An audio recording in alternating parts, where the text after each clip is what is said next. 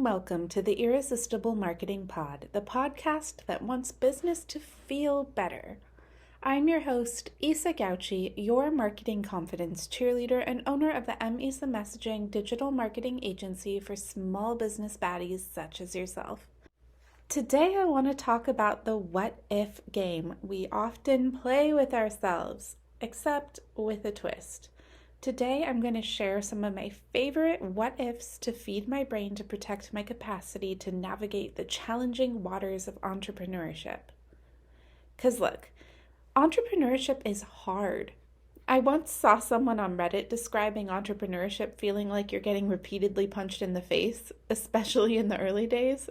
And to be honest, yeah, it do be like that sometimes. It's like taking a nosedive into uncertainty, which is unsettling for most people, as our lizard brains prefer the familiar to the unknown. Technically, they do only have empirical evidence that we can survive what we already have, so it sort of makes a certain kind of sense if you think about it. And if you, like me, struggle with anxiety, the uncertainty of where your next paycheck is coming from might trigger ye old catastrophizing.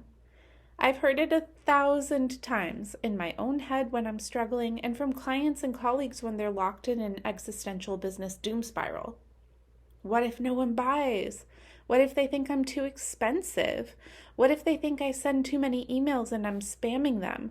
What if I'm laughed out of business? What if I'm trolled or canceled? What if my business fails and I go bankrupt and literally lose my shirt? What if they do buy and they hate it? Like I said, I've heard this type of thing 1,000 times.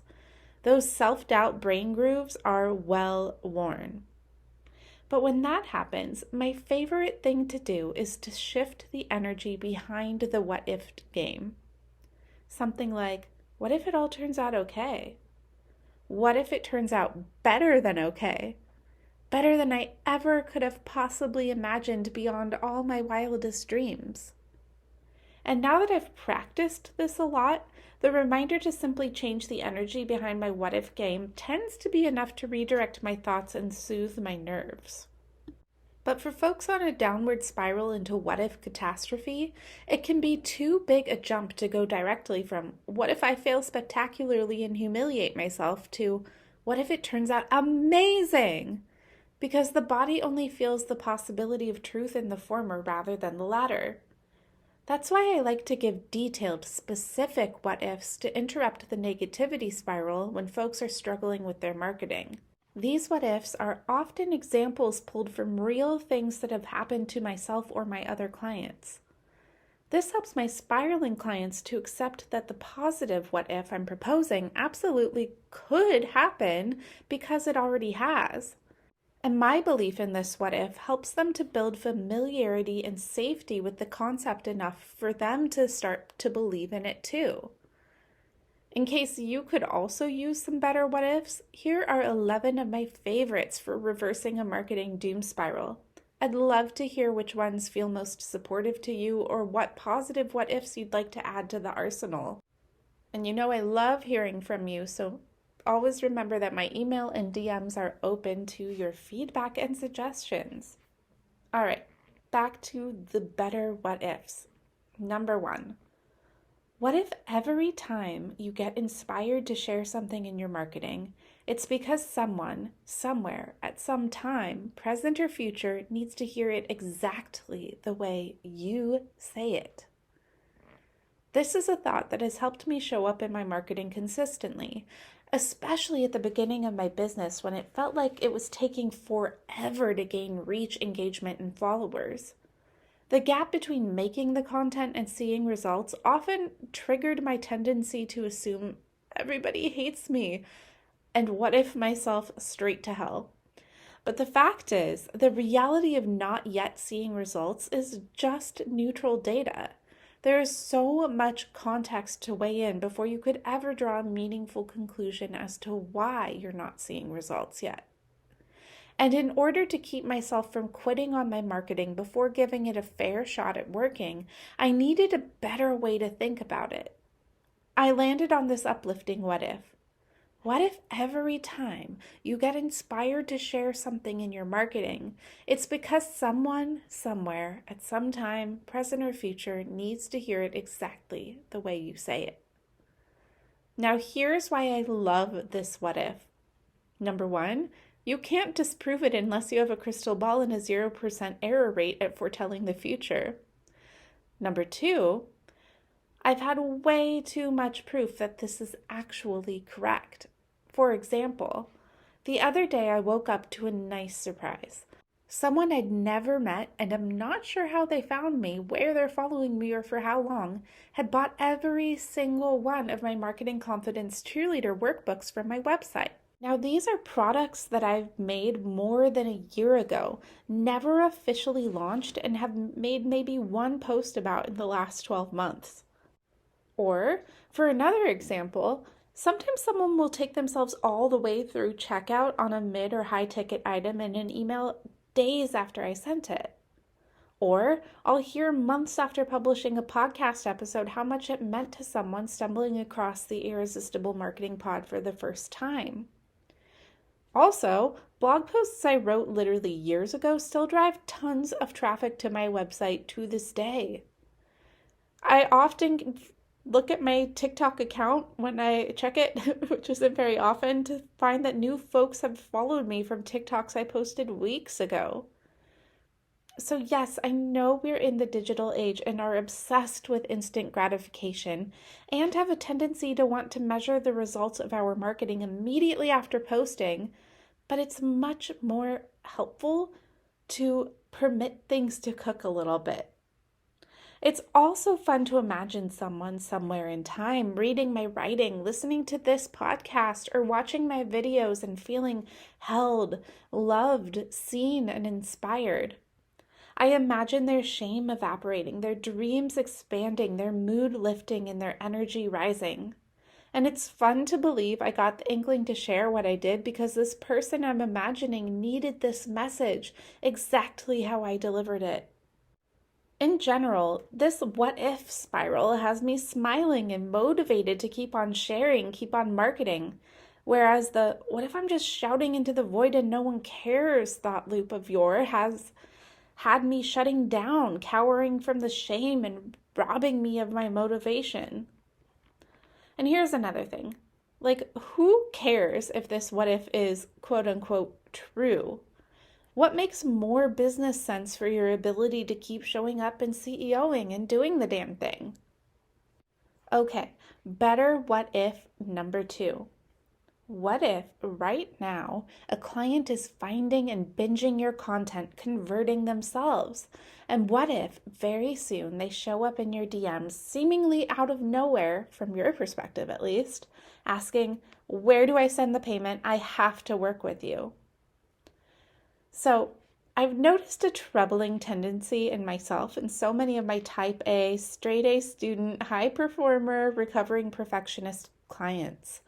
When the uncertainty grates on our nerves and we're afraid of not knowing when the money will come in, we try to regain a sense of control by working as hard as humanly possible.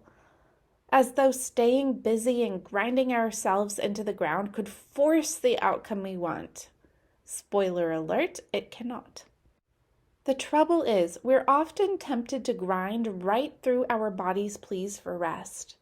Consciously or unconsciously, we're afraid that resting will force us to confront the uncertainty and our fears about it. This results in a bad case of not knowing when to stop. For the day, for the week, etc. And y'all know if you refuse to stop and rest, eventually your body's going to force you to. Getting out of this habit takes intentionally practicing more healthy thoughts, like this one. What if right now a client is finding and binging your content, converting themselves? And what if very soon they show up in your DMs seemingly out of nowhere from your perspective, asking where to send the payment? This what if makes it much easier to stop working for the day and enjoy a relaxing or rousing evening sans work pressure. It makes it easier to take the whole weekend off. Hell, even make 3-day weekends a regular thing. It makes it easier to take a week off once a quarter, like is my goal right now. It also helps us to remember, acknowledge, and honor all the work we have already done. Taking credit is something that us recovering people pleasers have been heavily conditioned not to do. However, intentionally honoring our accomplishments is essential to building a business that is sustainable long term. Appreciation for our efforts replenishes our energy well, whereas never allowing ourselves to believe that our efforts are quote unquote enough drains that well. And it also replicates toxic relationship patterns so many of us are trying to break. It's the difference between being in a healthy, loving, emotionally available relationship with ourselves, with work and business, and emotionally abusive ones, even if we are behaving internally as our own abuser. So this is why the Squad, my marketing mastermind for big-hearted, black sheep, rebel entrepreneurs, has a weekend check-in in our private Facebook group where we are required to acknowledge the ways in which we showed up for our businesses and ourselves that week. This is so we can practice acknowledging our efforts until it becomes a habit for us to take credit where credit is due. All right, on to better what if number 3. What if, without your marketing, your aligned clients never find out about this modality, this service, this specialization that could drastically improve their lives? What if your marketing makes it so they can enjoy a drastically improved life far faster than they would otherwise? Without Victoria Albina's marketing, I'd still think boundaries were about controlling other people's actions rather than something I was responsible for communicating and accountable for upholding through how much access and proximity I allow. Without my awesome client Monique the Money Coach's marketing, I'd have no idea what a high-yield savings account was. And without Dr. Andrea Moore's marketing, I never would have connected my debilitating chronic migraines to my burnout and the unhealthy relationship dynamics in my life. Without Rihanna's marketing, I'd never know how amazing I look in dark brown lipstick. Without Alyssa Zander's marketing, I wouldn't have the insight to identify my impulse to sabotage my own joy due to the joyfulness feeling so unfamiliar, thus interpreted by my lizard brain as dangerous. I could go on and on and on and on. I already cut this list of examples in half for the sake of brevity. The point is that powerful, ethical marketing genuinely has the power to transform people's lives for the better, whether or not they even ever buy anything. And those I did buy from, I am damn glad I did, because they accelerated my growth, my insight, and my ability to navigate this crazy world with dignity, integrity, and grace far faster than I would have without their support. In other words, I feel not only glad, but lucky, but blessed that they sold to me. I'm so happy that their marketing reached me. I'm so happy I became convinced. I'm so happy I handed over my money, attention, and trust, because my life is genuinely better for it. I'm sure you've had many of these experiences as a customer as well. So why wouldn't your marketing and your work be able to have a similar effect on others? What if your marketing is a service to your community? What if it's medicine? All right, better what if number 4. What if your marketing has the power to neutralize shame? The marketing that gives most of us the ick is when it instills shame just to sell you a cure. I've bought more beauty aid products than I care to admit because of this very thing. But if marketing can be powerful enough to install shame, doesn't it stand to reason that it could also be powerful enough to remove shame that was already there? Now this is my favorite kind of marketing. It's the good kind of shameless, a shedding of shame through marketing, allowing others to witness the shedding of shame, showing them, perhaps for the first time, that that shame isn't something they have to continue to carry if they don't want to. This is the embodiment of that beautiful quote, by Anne Voskamp. Apologies for mispronouncing that. Shame dies when stories are told in safe spaces. Now, so many of my people are healers. They're healers of individuals, but also of communities, of societies. I know it moves you to tears when you think of your people weighed down, shrunken, and burdened by unjust, coercive shame. What if your marketing could free them from it, inspire them to release it? Again, what if your marketing is a service to your community? What if it's medicine? All right, better what if number 5. What if your current client is telling your next client all about you right now, and seemingly out of the blue for you, they show up ready to work with you? So again, what if your marketing reverberates long after you made it? It's likely that many of your best clients today were wooed into your world by marketing you made long ago. Now they're telling their friends about you, dropping your name while networking, recommending you to anyone they come across who is looking for help with problems that you solve. Now those new people are poking around your website, binging your podcast, and scrolling through your social media feeds.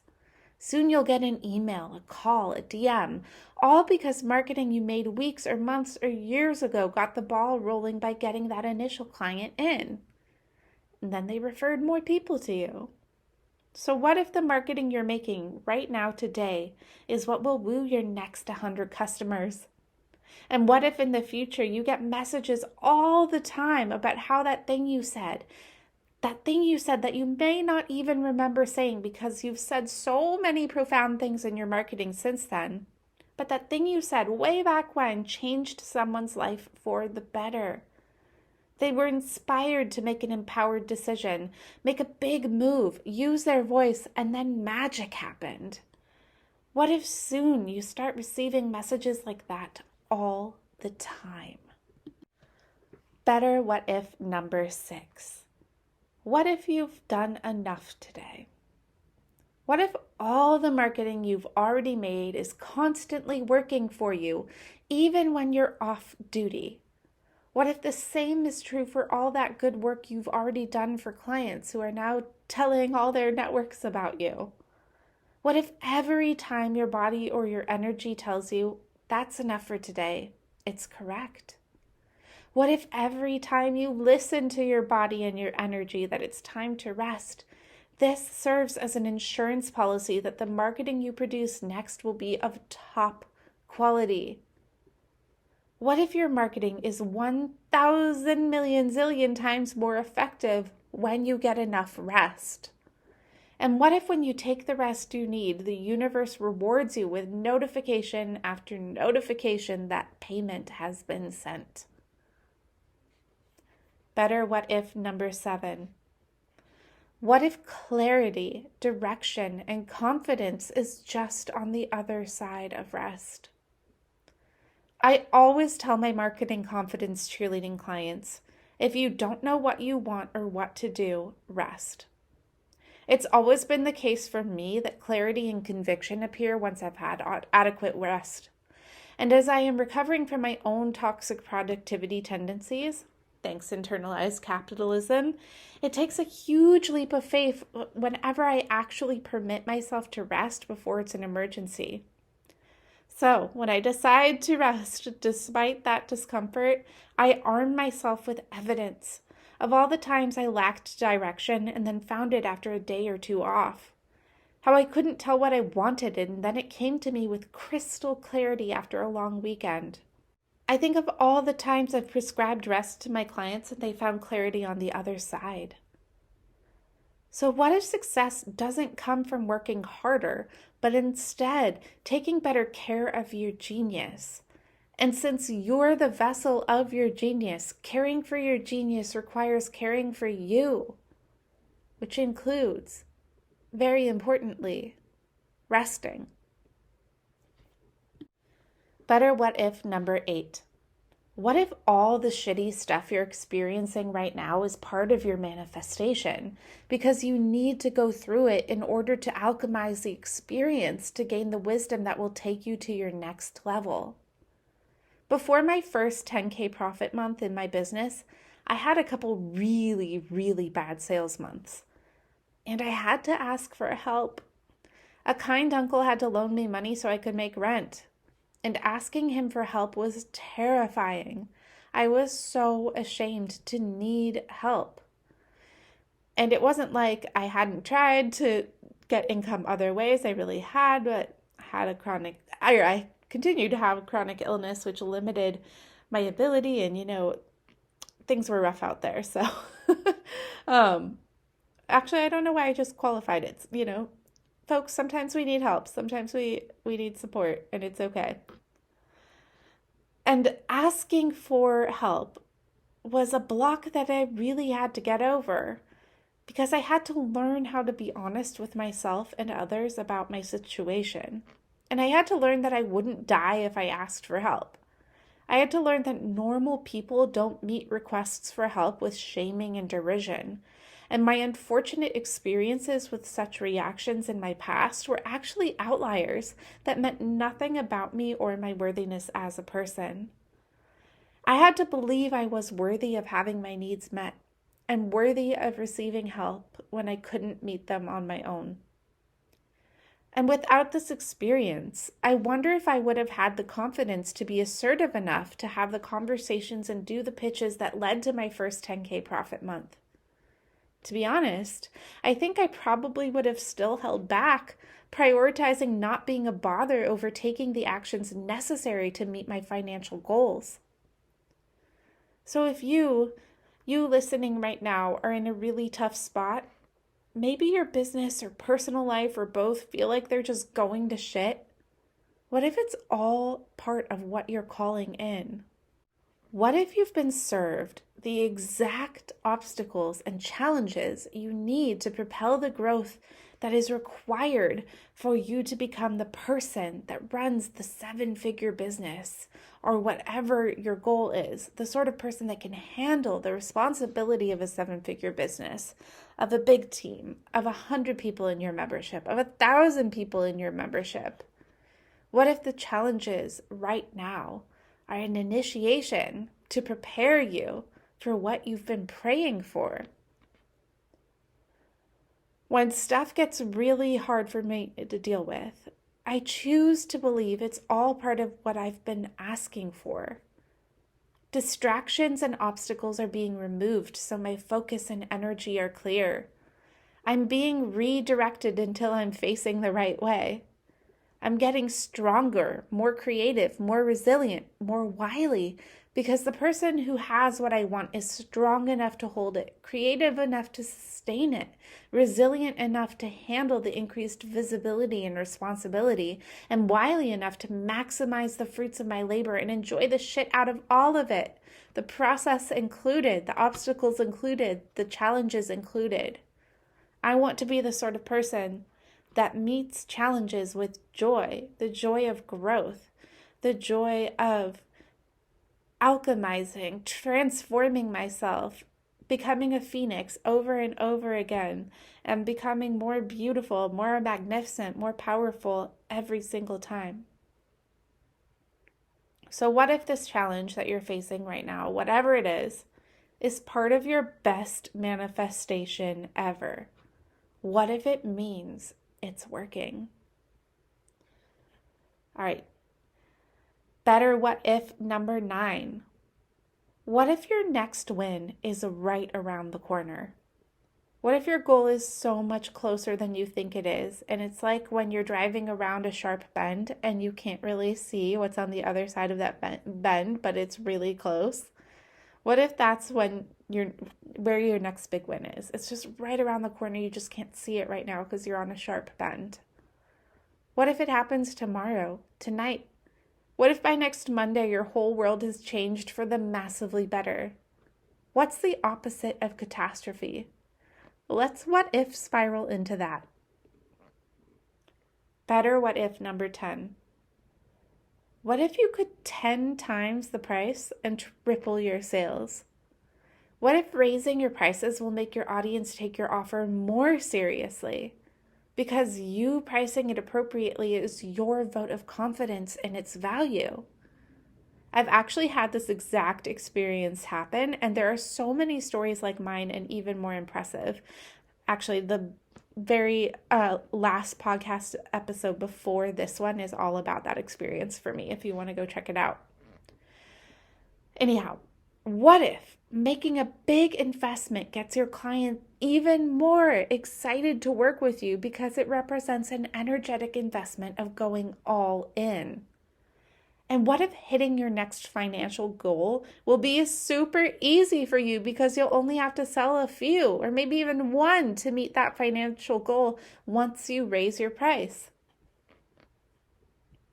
And finally, better what if number 11. What if they're growing faster than you? Not because they're better than you, not because you suck, but because they have more support. What if investing in support astronomically accelerated your growth?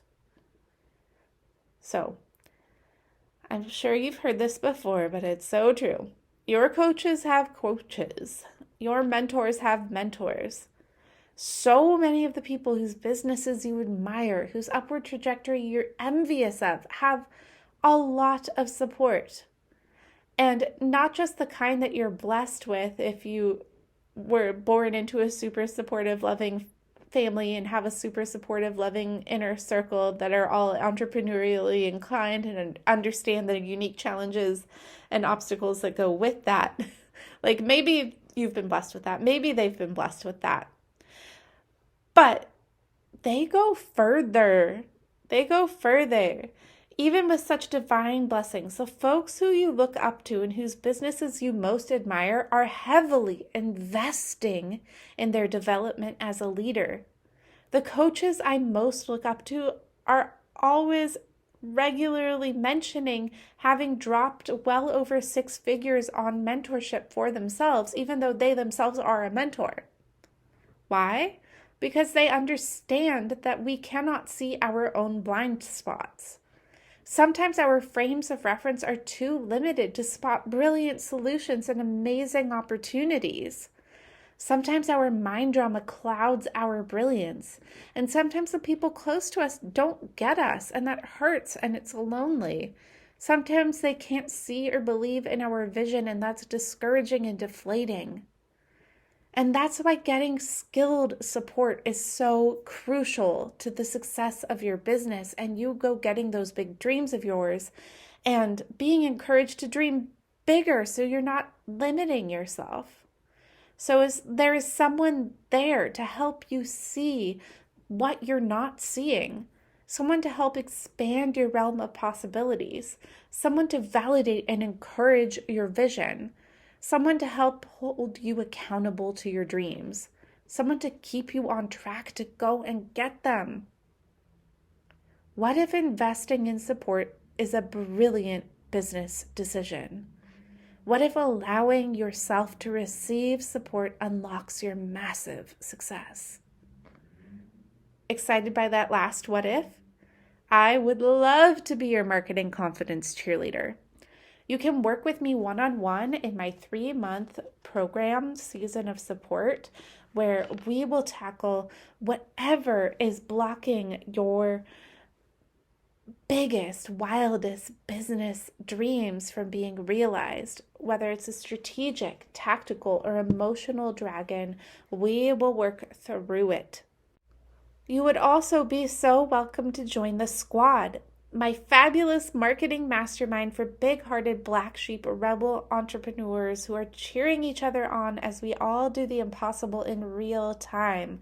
There's so much support in this group, from a monthly marketing masterclass and business lab on a topic voted on by the members. So This February was email marketing. Next month in March, we are doing messaging frameworks together to solidify our brand, especially if it's been a while since the last time we sat with the high concept of our brand and our mission statement and our offers and our messaging pillars, since businesses evolve. So we want to keep our messaging, we want it to keep up with the evolution of our businesses. And the cool thing about these marketing masterclasses is they're followed by a business lab, so we can implement the lesson right away. So it won't be like you go, oh, that's interesting, and then get distracted and never use what you learn. Not here. We also have a group marketing confidence cheerleading call where I offer coaching for whatever's coming up for you as a challenge or a struggle in your marketing or your business. So again, this could be a strategy. How do I do this launch? This could be tactics. What makes for an effective email? What marketing channels should I be on? Which should I prioritize? Which should I deprioritize? This could be emotional. Someone called me expensive and I'm having feelings about that. Or I'm feeling anxious about telling the people in my circle what I do and the prices, or telling my friend, no, I'm sorry, I don't offer that for free. I would love to work with you. Here's where to book, but this is a paid service. Anything like that. We work through the emotions as well. And if you are a one-on-one season of support client, you also get access to the squad. So much support. Oh, yes. And we also have a fabulous private community on Facebook. So in between sessions, there's support all the time. We get marketing challenges, marketing prompts, pitch practice. We have reflection questions. We are constantly celebrating each other's wins.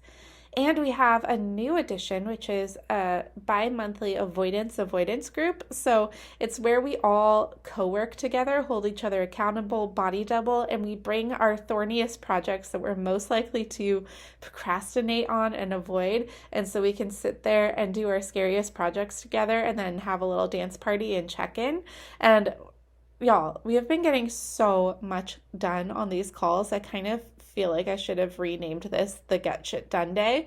Like, you would not believe how much we have been able to accomplish in these 90-minute sessions together. I'm sure you know where you can find links for how to work with me one-on-one and join the squad. Though I'll tell you anyway, they're right in the show notes, or if you're listening to this, along with how to follow me across the socials and to join my newsletter for more uplifting reminders and provocative marketing prompts. That's all for today's episode. I would so love if you drop me some stars and a kind review to keep the good stuff coming your way. All right, have a fabulous evening, and please, if you're going to what if tonight, change the energy. What if spiral into ever better, ever more beautiful, ever more exciting, more expansive, more nurturing, more loving possibilities. This is what is possible for you. This is what could very soon be a reality for you.